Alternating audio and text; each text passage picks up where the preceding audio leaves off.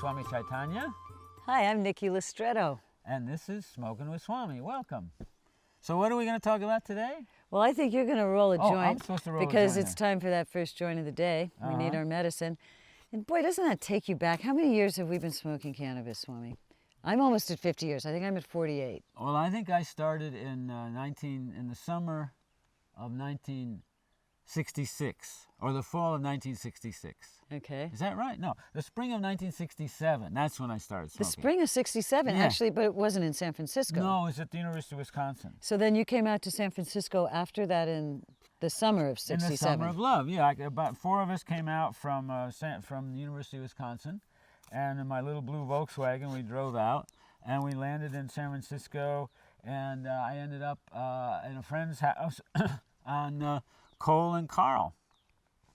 Is that where? No, it was Stanion and Carl. Right in the heart of the Haight-Ashbury. Right at the edge of the whole hippie thing, and then you could walk to Golden Gate Park, and you'd look down, and right below our house in the back was the San Francisco office of the Hare Krishna people. Oh, really? Yeah. I didn't know And they would that. be out there chanting and so on. You could look down into Kezar Stadium.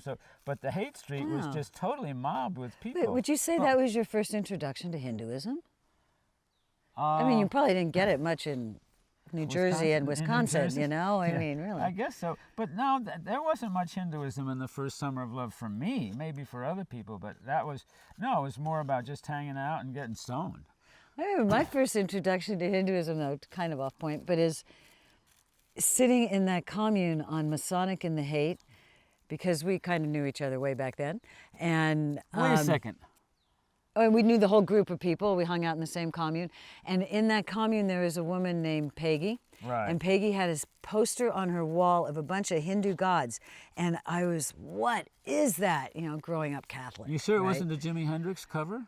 It might have been. Maybe it was, you know. But I was just baffled. Anyway, so yeah. Oh, but wait a second. In the summer of love, 1967, you were 12. I know.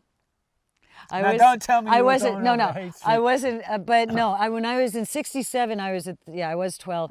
I remember driving through the city with my father, and driving through the Haight. He would take us on tours, and driving through the Haight, and being right there at the what do they call it? The Panhandle was there, and there's a whole big music festival going on. Everyone's dancing, getting crazy, and a bunch of people are crossing the street, and my father said that famous line from the '60s. You can't tell the boys from the girls anymore. Because of the long hair. Because of the long hair. But the guys had beards, so you could tell. I think my father probably knew that. But Right, but it was shocking at that point to see all those hippies.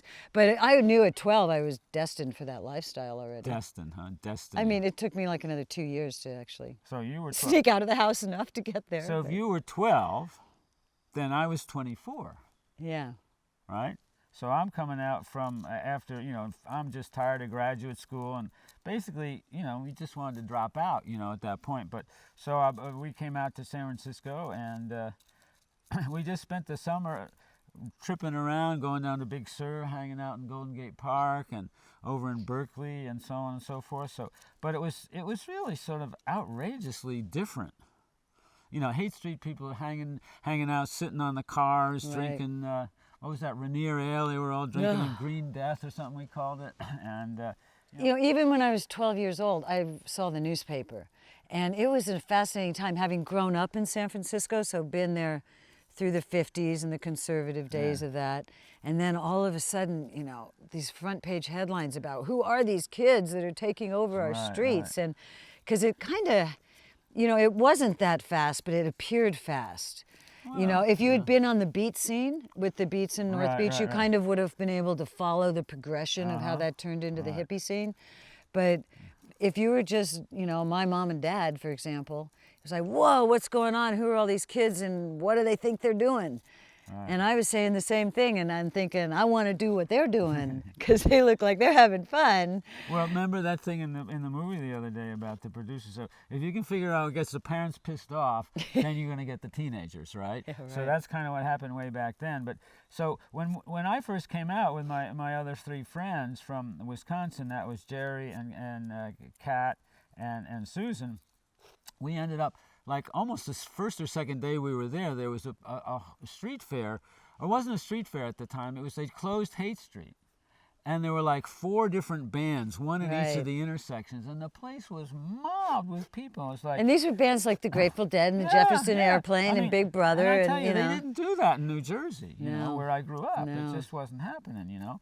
And so this was like an amazingly outrageous thing. And the other thing is, you just saw hundreds of people, all young folks, who were kind of in the same wavelength, in the same groove. So I think I better like this. I think you better with the stories like this, you know. All right, so I'm having a flashback though, A just talking about it. Remember they used to talk about flashbacks all the time? Yeah. That was the big scare. You know, don't do it, these drugs, because you'll have flashbacks and you'll be walking down the street and suddenly you'll lose it. well, I actually, never had one. You never had a Well, flashback? not where, no. No, but the joke later on was, say, if you took acid, you didn't have any memories. But if without, what was it? Without flashbacks, Without I'd have flashbacks, I no wouldn't memory at remember all. anything. Right. But it was an amazing time. Okay, so 14 or 69 when I got to Haight Street. And people were moving already from Haight Street They in were 69. leaving. They were leaving, right? And that's why I chose to hang out in North Beach. But in 69, but actually by 68, the Well, drugs what were changing. They also you know? they changed the street lights on Haight Street to Right. those orange mercury vapor lights, and it was so bright.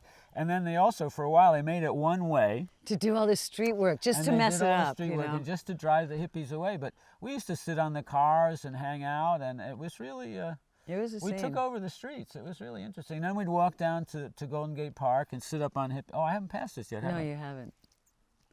Hippie Hill was great. Hippie Hill was great. That was a great scene. Just this big lawn, and then there's hill, yeah, huge meadow and this and little drummers. hill. All the drummers would be Drummers, the conga drummers, and people dancing, and people playing frisbee, and just a huge kind of carnival there. atmosphere. And then sometimes you'd be sitting on the hill, and you'd hear these rumbling in the background, and everyone would go, "Oh no, here they come!" And it would be the cops on those little blue motorcycles. Oh, but before that, Remember that? they were on horses. Or horses, right. And they'd come over the top of the hill behind us to bust people, and everyone would just go running, you know. It's kind of a joke, actually. Yeah, but it was really interesting because we liberated that hill for a while. I mean, there'd be a couple hundred people sitting up there smoking yeah. joints. It was really amazing. Yeah. I remember one time this guy comes, and he was, in his early 20s, probably like most of us, and he had this really long pipe that he'd covered with fur, like squirrel tails or whatever it was. And then out the end, it was like a cross. He had some antlers there, and he drilled holes and wrapped it all in fur. And he had 3 bowls Oh, my God. on this thing. And there was a super long pipe, and he filled each one with some pot, right? And then we had to try and get this thing going. It was like, once we got it going, it went around for like 15 or 20 people. And it was just this huge kind of great event, to, the victory of getting the thing lit and the smoke coming up and so on. And, they really just kind of let it happen in those days, And, well, They friends really I did. met there on that hill, I still have for today. Well, curiously, here's a sign of the times. So it did. It used to just happen. There would just be these free it was concerts. Tuesday or Wednesday. all the time. It wasn't weekends. All the time. And if it was a weekend, there would just be more people. Right. And I didn't live very far from Golden Right, Gate Park, right. so I would literally wake up on Saturday morning and hear the music and just walk to it, be right there. But Well, that was a little later. That wasn't the Summer of Love. that was like 69. Yeah. But they let us do all those free concerts, sure, where now, this year, is the 50th anniversary, if you feel like a relic, of the Summer of Love. And the city of San Francisco doesn't really want them to have a free They're having concert trouble in the getting park. permits for It's the quite park difficult. And the parties and so on and so forth. Because now they get paid for events in the Yeah, park. yeah, So right. that's what 50 years has done. But it's okay. I mean, the spirit lives on, certainly up here in these hills, because a lot of those people, what happened was, like I was saying, in 68 or so, speed and other unattractive drugs started hitting the streets, and the vibe did change. And a lot of people at that point either took off traveling, went to India, went to South America, That's what I did. or they moved up here to the countryside, to Marin and North. And that's when they started to grow cannabis. Of course, they called it pot or marijuana Pot, then or something. weed, whatever, But all that. that's when the very first growers came up here. Cannabis has actually been an integral part of the hippie movement right from the very beginning, right from Oh, the get-go. yeah. Absolutely. And actually and to be perfectly frank about it, a lot of the money that came to fund the rock concerts and all those things, paid the poster artists and so on, was generated through cannabis sales. And that's when people up here were growing, 15 or 20 plants in the bushes, and they get, Right. 4 or 5 ounces per plant or something like that. But it was like $5,000. Yeah. Not so early. Not It was- then, No, in but- those days we were getting Mexican. That's Yeah, what we yeah. get these bricks, these 2 kilo or kilo brick, wrapped in newspaper and plastic and all these things, but a solid brick, right? Well, And it's you break- solid because of all those seeds and stems in there. Right. It's And you break it true. up, and what was it like? A lid was like $25 or something like that. No, the lid was $10. No. 10 to 15. 10 to That was for 15. a 3-finger lid Yeah, but in that, a little plastic baggie. Now but we I have was these getting beautiful better glass stuff. jars, Oh, right, right. It's funny. But I was thinking, if you think about it, what is hippie? What is this hippie thing? What does it really mean to be a hippie? And to me, it means a lot about freedom and recognizing that we are free individuals, that we're all connected as one, but yet we have these certain freedoms. And I'd have to say that this herb is a fantastic teacher for that, because it opens up your mind to thinking about free thoughts, don't you think? Or just thinking outside the fence, so to speak. Outside.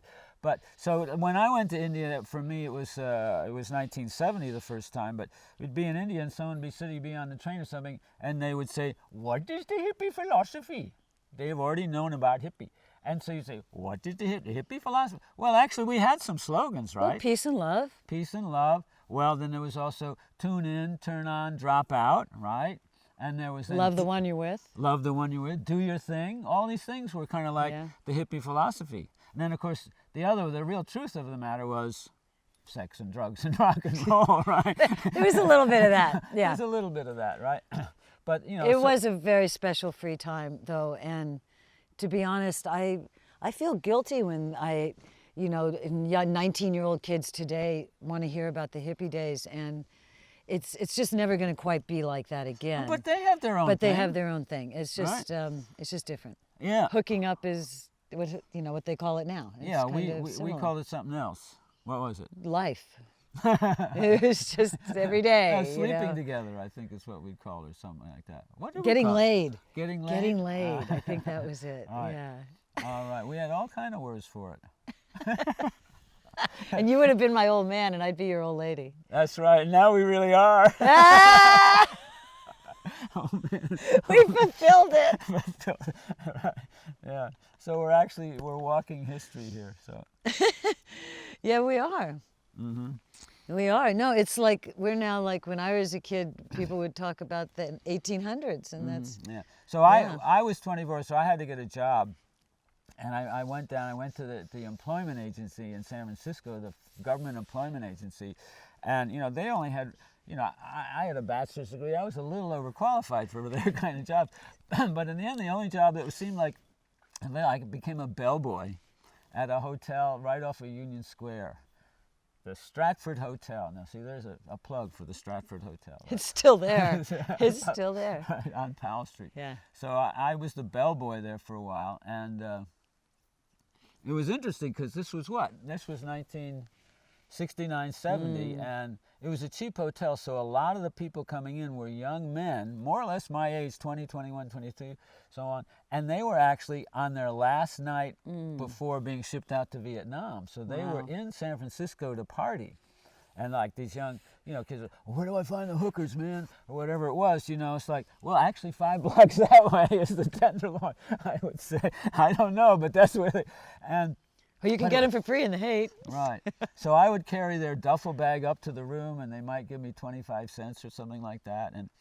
But I felt like I was really in the city, because I lived up on 17th Street, and I'd go down and take the J Church trolley underground, and figure, wow, this is big city. Walk up to Union Square, but then always at home you'd have your little joint or something like that. Well, you were a rare hippie to have a job. At the beginning, yeah, I was. That was very rare. But then after that, I started to work at KQED, and we were at KQED. They were also doing various things with rock groups and so on. Like they did this one thing at the Family Dog. Remember that with Jefferson Airplane and the Grateful Dead and Quicksilver and The music Santana. was awesome. Music was really awesome. I mean, but we had so many venues, so many places to go and dance. We danced a I lot. know, and it would be like 50 cents to go to the. Now we're starting to sound like old people. Right. You know, to But go no, to actually, the dance remember hall there on was this Tuesday thing night. Tuesday nights at the Family Dog Yep. when Steve Gaskin had his class, and it was no, it was Monday night. It was Monday night class, and people would hitchhike because a lot of people didn't have cars, they didn't have phones and so on, and you'd hitchhike down to the Great Highway and end up at the Family Dog, and then Steve Gaskin would have his class, and everybody would be hugging and so on. The best parties were always on weeknights. I know because I had to sneak out of the house to go to them. Right, because there was They also were. Tuesday night at Winterland, not at Winterland, yeah, no, at Well, the Carousel Ballroom right. on Venice. Tuesday night was like basically $1 to get in Oh my or something God, like that, and and it there were would all just- these rock groups that were just trying to start out and so on. Yeah, it was really, there was a lot happening. So we were pretty blessed to live at a time like that. The thing was, that to us who Wow. were there, we kind of felt that everybody was doing this, the whole, and then Well, it they turns out- were though. It was a Well, time all around the world. That's true. In When you in think Paris, about it. 68 in Oh, Paris. but and even in China, it was more to the The Red negative Brigade, yeah, side, but 66 the and youth were 67, right? uprising. But yeah, all All over over the the world. In world, Germany, there were people something who was were like, happening. questioning authority and saying, well, is this the way? So it's That's time to another be good definition of hippie: question authority. Yeah, yeah. So that's That's a good another. one. It's time to do that again, folks. Time to do that again. It seems like it's happening. right. it I does. think people are rallying. They're getting out in Yeah. the streets and they're saying, Yeah, and we did have Vietnam too to help gather people and to have a common well, that was an cause. existential threat to Yeah. all the young men. That's right. it And was a there was draft. a certain sort of moral dilemma to say, am I going to go to Vietnam and kill people whom I don't know and I don't care and they're a different color and they live differently, but why are we invading their country? And it was Right. like, this was a real moral question for Yeah. most everybody. And that's why there were so many draft resistors that, no, I can't go do that. Yeah. Right? And there were ways to get around it and so on. Yeah, no, that was a real part of the scene. That underlying thing was And that always there. One thing to drop out. People went Yeah. to Canada and so on. So, well, what is there any one? Not people say, what's the one thing you could get from the Canada? Not from cannabis, just stone you can get from Canada. But what is the one thing you could take away from the Summer of Love and the hippie movement? Is there one? Is there one thing only, or more than one? Well, there's obviously much more, but for me personally, if you want to ask that question, are you asking? I'm the asking. question? Okay, yeah, you're on. Let me think about it. I'd say freedom. Freedom. The recognition that freedom was available. Uh-huh. Yeah. Wait, I didn't take my Oh, head, you I didn't take think. it. Did I? Actually, to me, the one single phrase, which it became such a cliche in a way, but was do your thing. And if you parse that, you break it down and you say, to do means you're active. You're actually making, creating, doing something, right? And then the thing, there was some sort of thing. What did thing mean? Your creative expression, Yeah. right? And it was yours, right? So there was a creative expression, you were doing it, and it was your creative expression. So do your thing, to me, ultimately was like the main message of the hippie movement. Well, I guess that means we can wrap this up saying we're still hippies because we're still doing our thing, and we can't explain it either, but we're doing How it. we survived. We're doing it. Thanks to cannabis, Thanks I to think you'd have to cannabis, say. I'd say It so. keeps us giggling. I'd say so. Anyway, Peace. thanks for joining us. That's it today for Smokin' with Swami, and see you next time. Peace and love. Do your thing.